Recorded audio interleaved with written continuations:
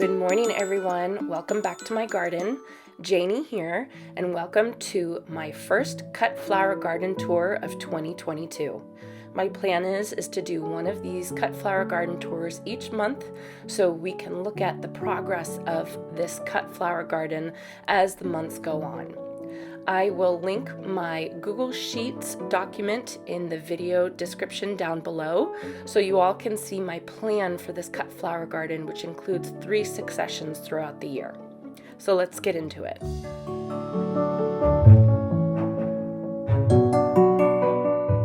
The first flower that you see here are my ranunculus, and that includes Tomer Pink, Tomer Purple, and Tomer Picotee, which is kind of a light pink with a dark pink edging.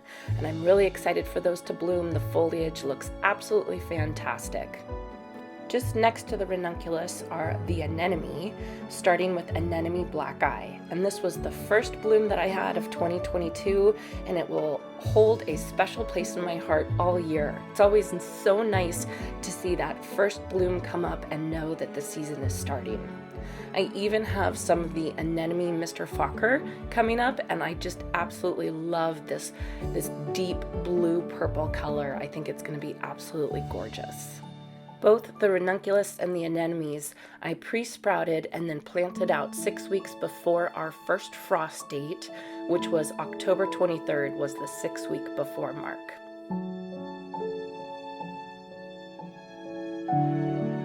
Here I wanted to show you guys I finally got myself some good plant labels. I found these metal plant labels on Amazon and then just used my label maker to print out the names of all the flowers. So hopefully this will last a little bit longer than my Sharpie handwritten plastic labels that faded after a week.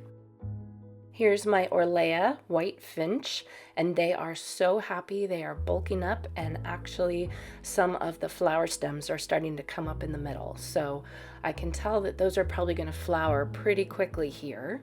And right next to that, I have my Prairie Sun Rudbeckia. These guys are kind of going slow. I hear that they're slow to start, and you can see with my hand, they're really just, not big seedlings at all, but I'm just going to keep them going. I'm going to take care of them, protect them from slugs. Luckily, I don't have very many slugs in this cut flower garden as compared to the rest of my garden, but I'm still going to be watching very closely. And just above that is my Bupleurum. Now my Bupleurum, my green gold Bupleurum, I direct sowed this, and I was really nervous about it because some spots nothing came up and some spots 4 or 5 plants came up like I showed you right there.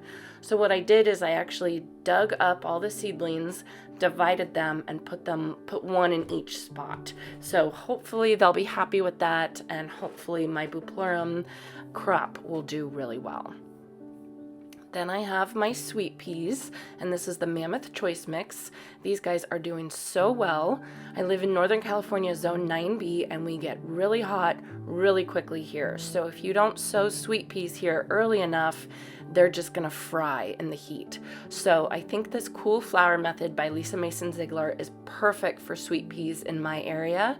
They are thriving and doing really well, and I just wanna see how many blooms I can get and how high it can get up this pyramid this year doing this method versus sowing in the spring, late winter like I normally do.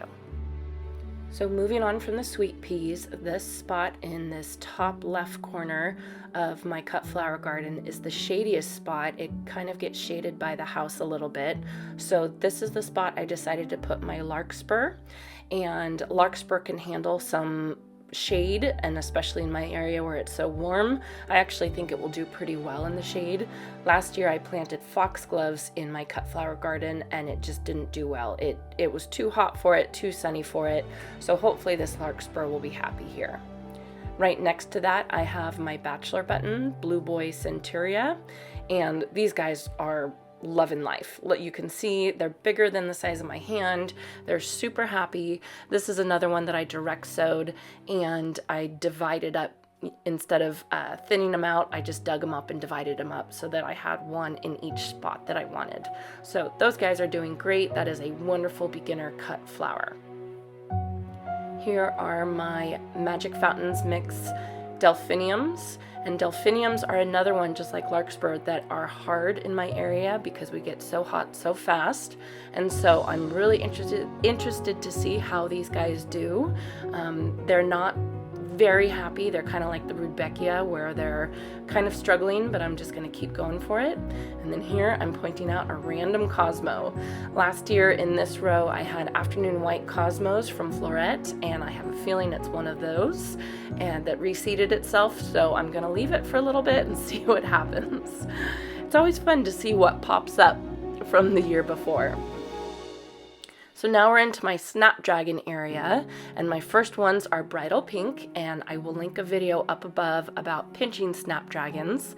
Like I said, I'm doing the cool flower method for this first succession, and I asked Lisa Mason Ziegler when I should pinch my Snapdragons, and she gave fantastic advice to pinch half of them. So last weekend I went in and I pinched half of my Snapdragons. Here are my Apple Blossom Snapdragons, and then I left the other half of the Snapdragons just to grow. So the half that I didn't pinch are going to bloom first, and then the ones that I did pinch are going to bloom a little bit later. So I'll even have a succession within a succession. So my Apple Blossom Snapdragons, you can see, aren't doing as well. I'm not sure if they're not getting as much water right there, but I will watch them and see how they do. So that is my update for my January cut flower garden. I will keep you guys updated month to month, and then in between different videos of what I plan to do. Again, I will link my Google Sheets document if you guys have any questions on what flowers I'm planning to grow in my cut flower garden. I hope you all enjoyed this video. I hope you have a wonderful day, and I will see you in another video very soon.